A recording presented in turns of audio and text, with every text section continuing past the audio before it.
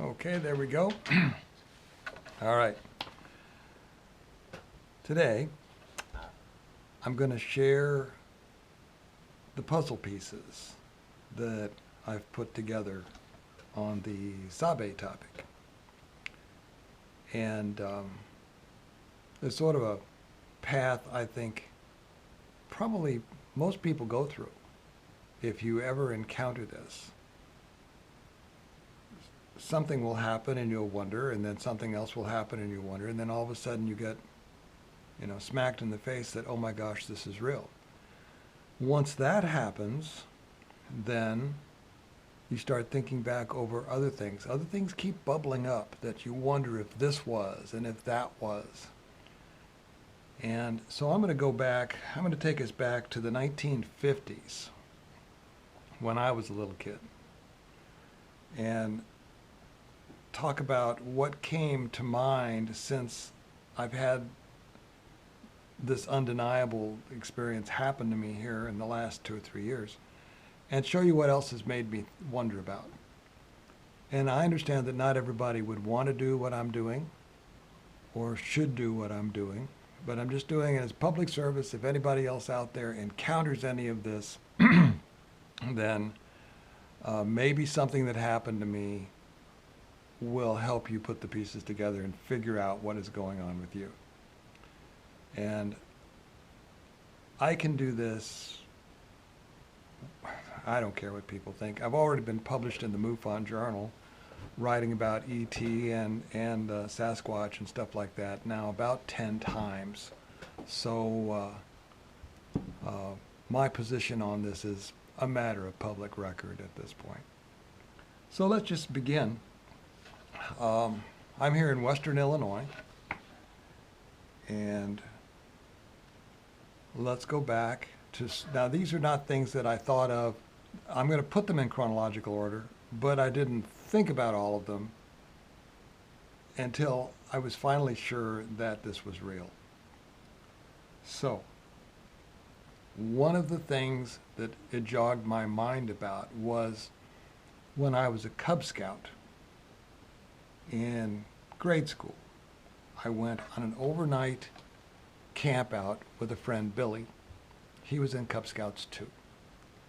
And his dad had put up a canvas wall tent in a scout camp. It might have been a Boy Scout camp back then.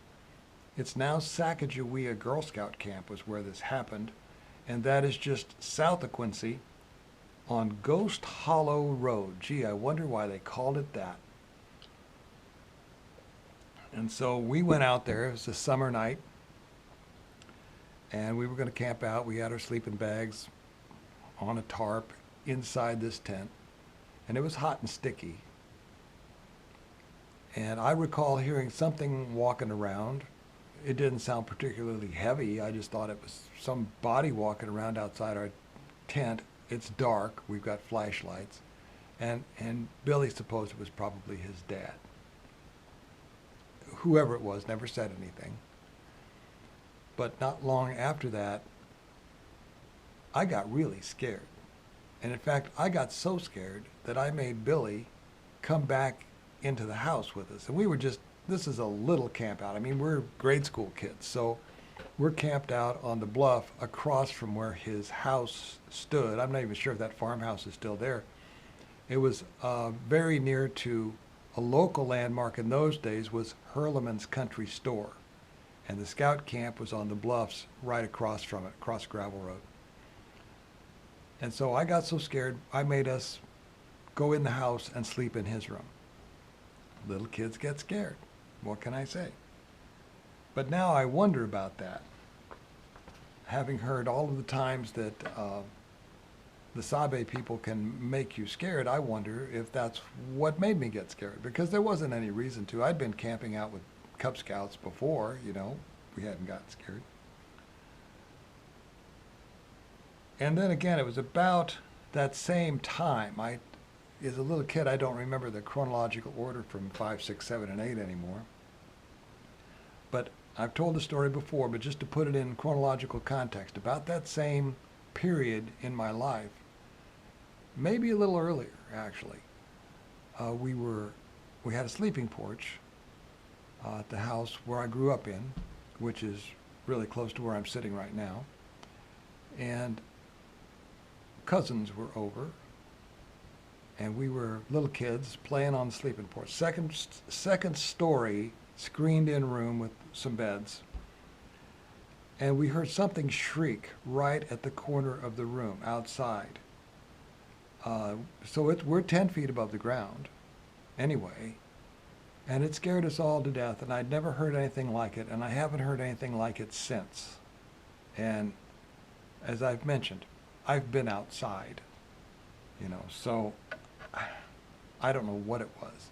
We went down and told the parents, and they kind of laughed it off. It was probably an owl or a screech owl. And as I've said in another video, maybe it was. But then they started telling stories about things that they had heard scream in the woods.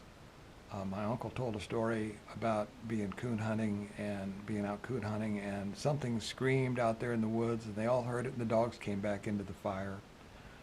I've mentioned this on another video, but I don't know who watches which video, so I'm going to say it again.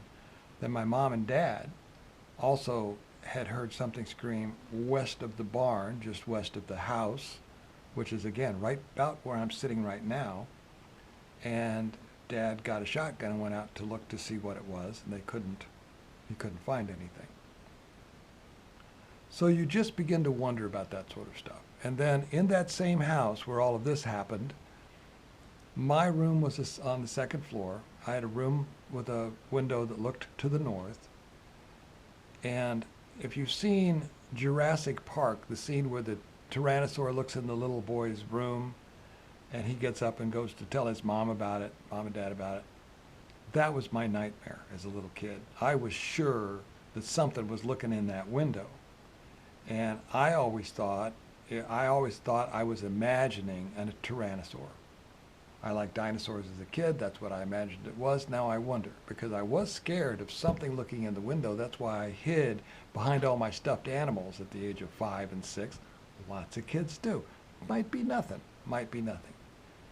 But that's what this does to you, is it makes you wonder about all of these things that you just passed off as nothing.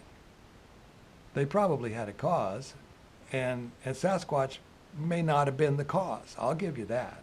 But it just makes you wonder about it.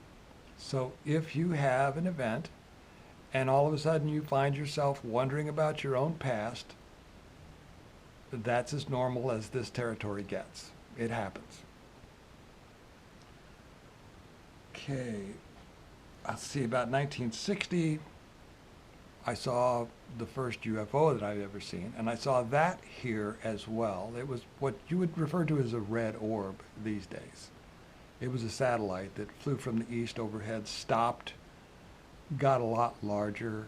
I was out there with family members, let's just say. They may not want to be mentioned. And we watched this thing get bigger. We all got scared. We were kids. And then all of a sudden it just shot straight up out of sight and disappeared in a matter of seconds. I went in and told the adults about this too. I must be the messenger, I don't know. And they all laughed it off. But we know what we saw. I know what I saw. And I could not see a vehicle, but the light did something that in about 1960, a DC-3 just can't do that. Okay, and then later, now this is getting up to early college days. I'm in my late teens, 18, 19. I graduated, I was one of the younger ones in my class. I graduated from high school at 17. So I was like 18 and 19 my first 2 years of college. And this is about 1970 or 71. And we had a cabin down in the bottoms across from Hannibal. And it had been built when my grandmother was a little girl. So it was probably built by my great-grandfather back in the day. And I would go down there and hang out because my grandparents let me use it just to go have a party or go have a cookout or something. But I remember one time I went down there. I'd been down there lots of times all summer, but this one day in particular, all of a sudden, I was overcome with a sense of dread, and I could not stay in that cabin. I'm in college. I'm a freshman or a sophomore in college. I've spent nights down there lots and lots of times. Spent hours and hours down there cooking out, hanging out with friends. But this one day, I had to leave. I was the only one down there. There wasn't anybody else around. But I had this sensation that I could not stay there. And I couldn't put my finger on it. I thought, I was thinking something paranormal, but not Sasquatch. And I finally had to get in my car and drive back up here, the hill country where I live. By the time I got home, I felt fine. But I never chalked that up to anything that the Sabe people might do. But it was down near Lily Pond. The railroad track ran right by the house. It's just half a mile from the Mississippi River. And boy, it makes me wonder about that now with all of the things I've heard on the howtohunt.com YouTube channel. That is such a common experience. And that's what makes me wonder about the even earlier experiences too. Is that, I mean, when you're in those circumstances, maybe you don't just get scared, because at 17 and 18, I wasn't scared of much. Okay, so that is right around the time, that 1970-71 time, is 20 miles away as the crow flies from the Momo, the monster flap down at Clarksville and Louisiana, Missouri. That's just not very far from here as far as the river goes. I mean, it takes a little while longer to drive to those places, but 20, 25 miles tops. And so I now wonder if those two are not, if that's actually not part of what was going on nearby. Okay, then let's move up to the early 2000s. We moved back to Illinois after being away. We had lived overseas. We'd lived in Haifa, Israel for 3 years, and then we had moved to Las Vegas, Nevada, and we lived in Las Vegas for about 10 years, and then we moved back here to the oldest house on the place, and actually at the time the only house remaining in family hands on the place. So when we got back here, one of the things that I discovered was just off the southwest corner of the house was a gigantic pile of poop. And I'm a farm boy. I know what it all looks like, and I couldn't really put my finger in it or on it. It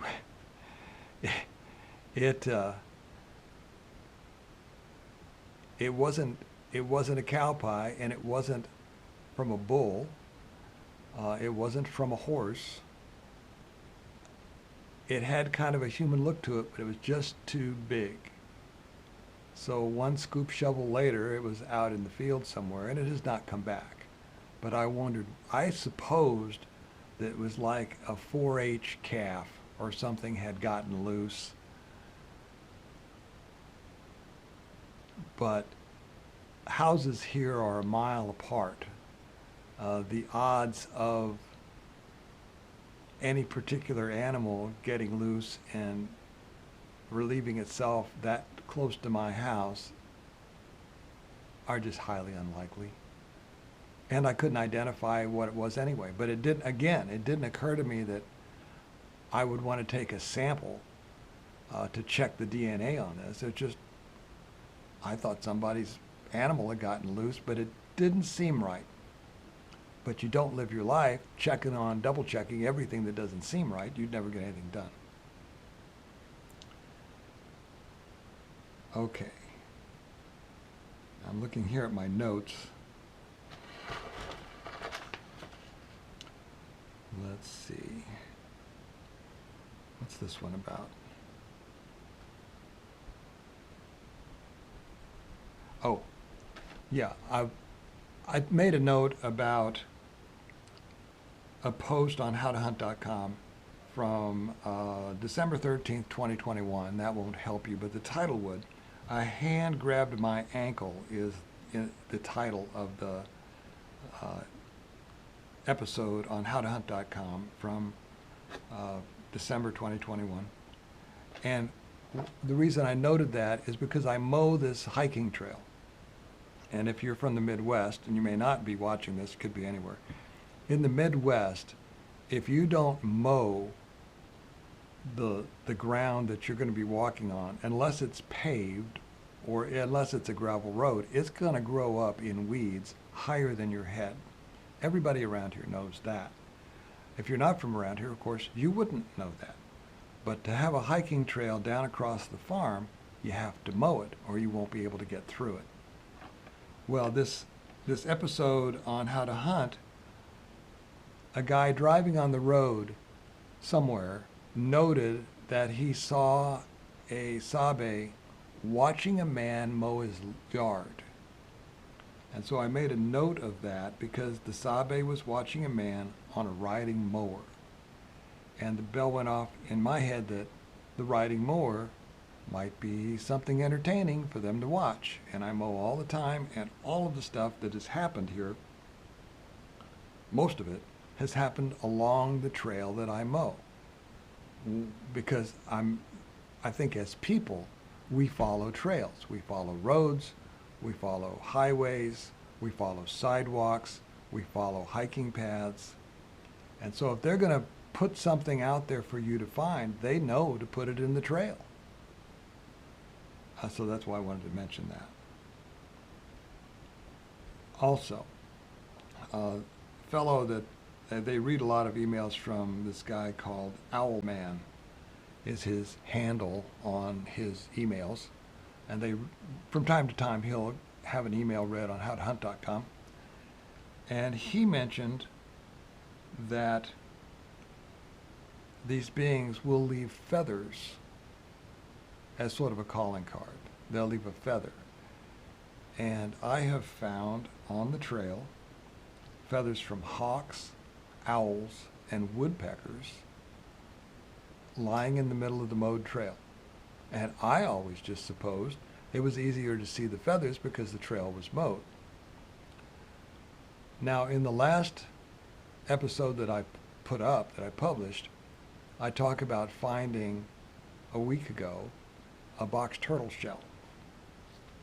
And where I found the box turtle shell, I have also, right along that hillside on the path, I have picked up feathers.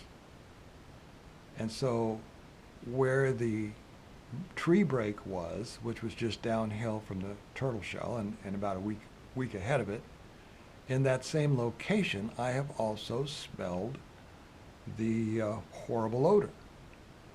Smells like a decomposing animal. And I supposed, and I might be right, I supposed that a raccoon or something had died in one of the culverts. It's a low spot, and there's a culvert in this little lane, and I thought something probably got in there and kicked the bucket and stunk for a while. And that may be all it was. Could be. But now I wonder, because the number of things that have happened in that 200-foot stretch of trail just keep adding up. And again, you wonder if, I'm not making this up. I smelled the smell, I picked up the feathers, I picked up the box turtle shell, and the tree is broken in two different directions, all right there. Whether or not a Sabe did it all, that's an open question. I tend to think a Sabe broke the tree and left the shell and probably the feathers. I'm still not sure about the smell, but I think we're dealing with a young one or young ones, uh, because I think they feel like this is a safe place, I'm not going to shoot at them. And I think it's the adults are sitting back and letting the kids learn about people, maybe, because the interactions here have all been, some of them require substantial strength, but some of them are playful, and some of them are somewhat lower to the ground than a full 9 or 10 foot adult male it probably would be.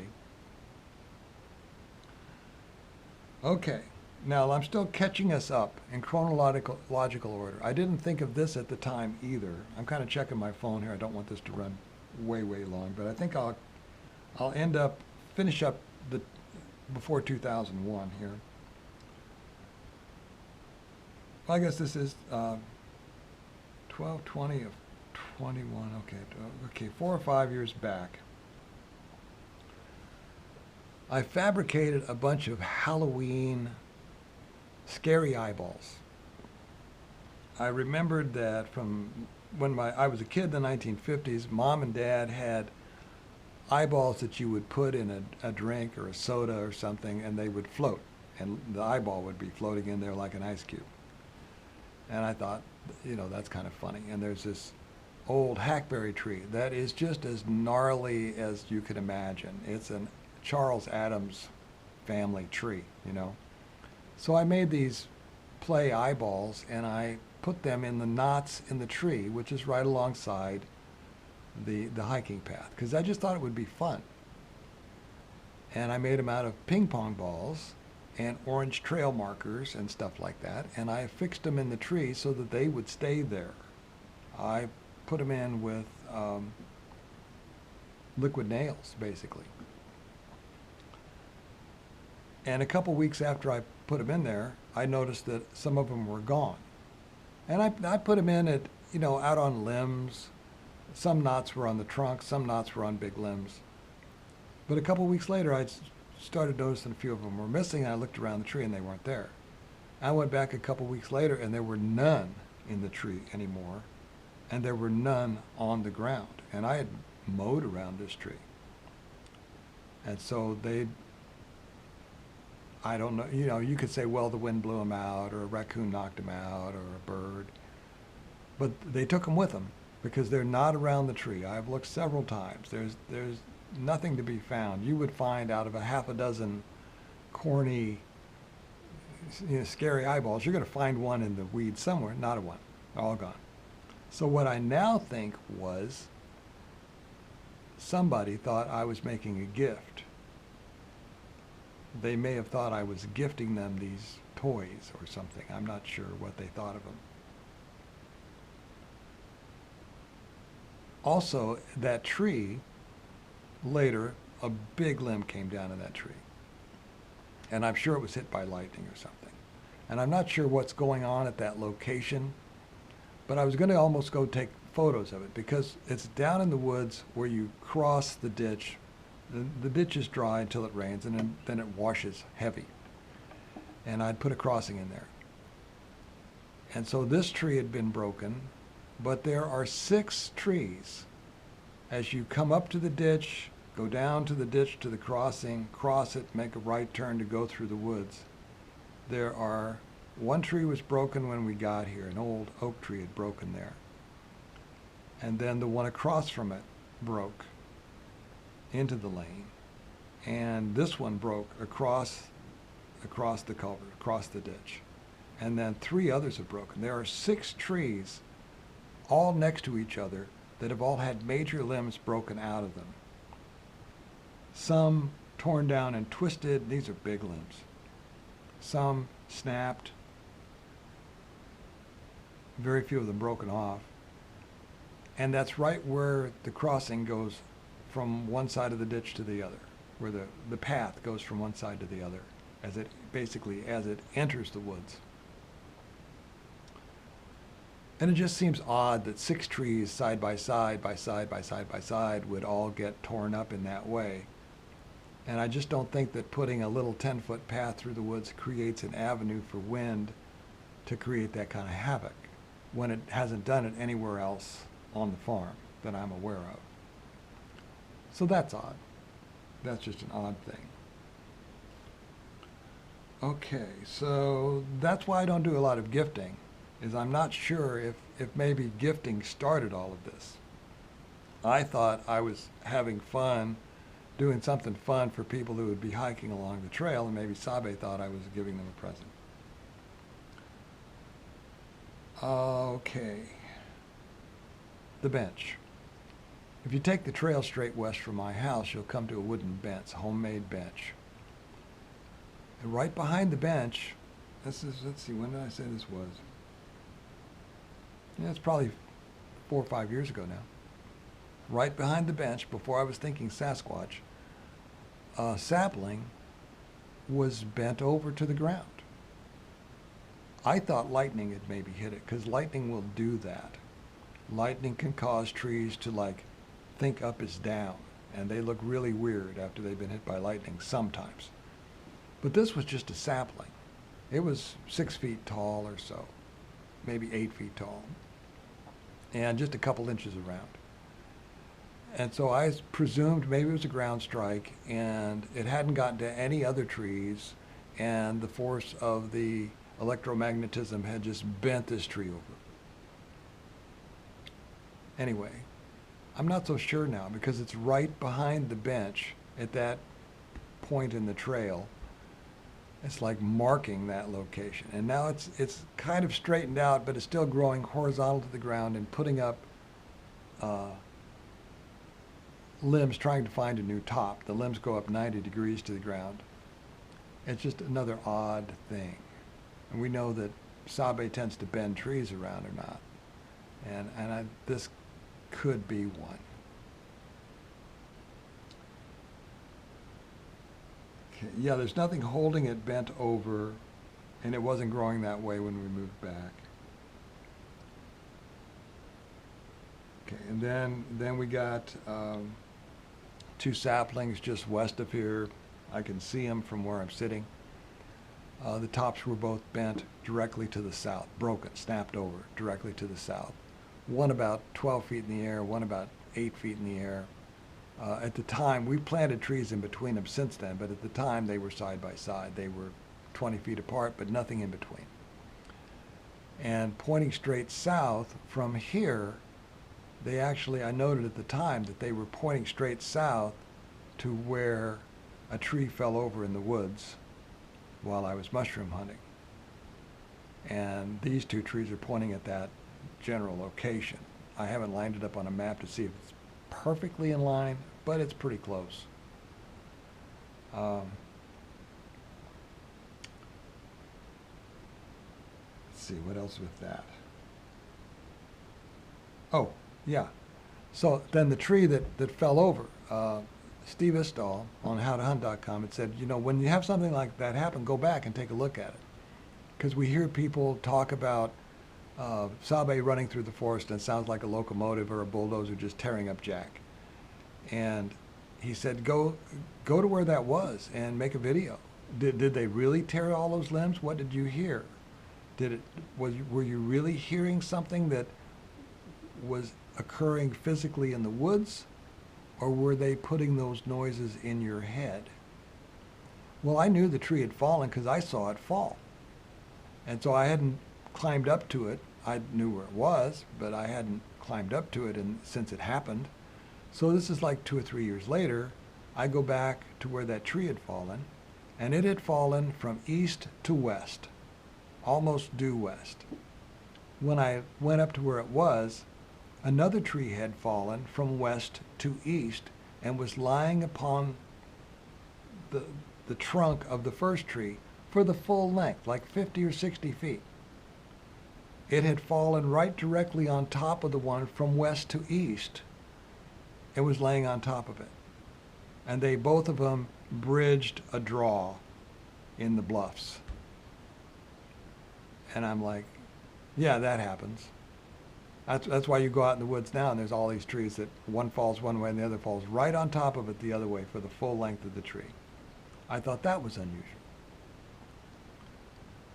And then, let's see, we're getting on here towards a half hour or so.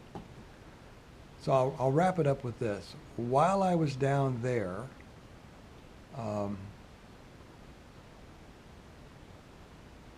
got to stop and think when this was. I think it was this past spring, but I've got it in my notes here. I was whistled at. A single, like a long tone. And it did it 3 times. And when I told my wife about it, she said, well, we heard that in the yard 2 or 3 years ago, and I whistled back, remember? And so I'm trying to remember, and finally I think I do remember it. But she said that it whistled the same single long tone, and it was coming from a part of the yard here next to the fields.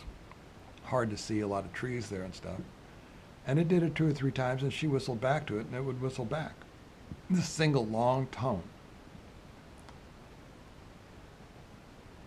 And I find that extremely weird too, because I haven't seen one yet, but there have been a lot of people describe that very whistle. And so everything, and this is just where I'll leave it. We're just up to more events from 2021. I've covered all of the stuff from the 1950s on up to 2021, and the bottom of page 2 of 12. And so that's where I'll leave it today. But if you're having any sort of, you're wondering about this at all, I really recommend binging the facts by howtohunt.com.